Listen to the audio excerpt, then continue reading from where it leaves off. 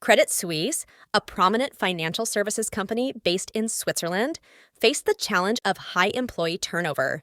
With a workforce of over 47,000 people, the cost of replacing employees can be substantial, estimated to be anywhere between 30 and 400% of an employee's salary, depending on their seniority and experience.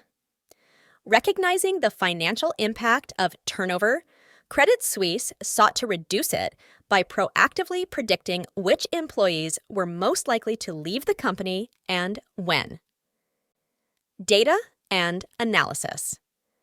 To address this issue, Credit Suisse leveraged its substantial workforce data and strong data tracking practices. The company's analytics team embarked on a comprehensive analysis by examining a multitude of variables, totaling over 40, to understand the circumstances leading up to employee departures. These variables included performance ratings, the duration an employee spent in a particular role, and the size of an employee's team, among others. Analytics and outcome. The result of this extensive data analysis was the creation of a predictive people analytics model.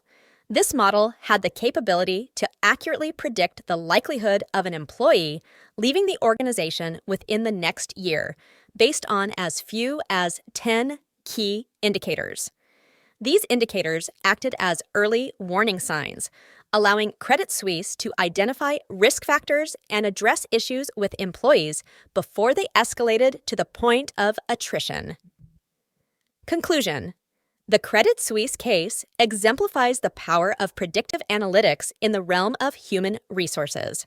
By using data to identify employees at risk of leaving and addressing the root causes of turnover, the company not only retained valuable talent, but also achieved substantial cost savings.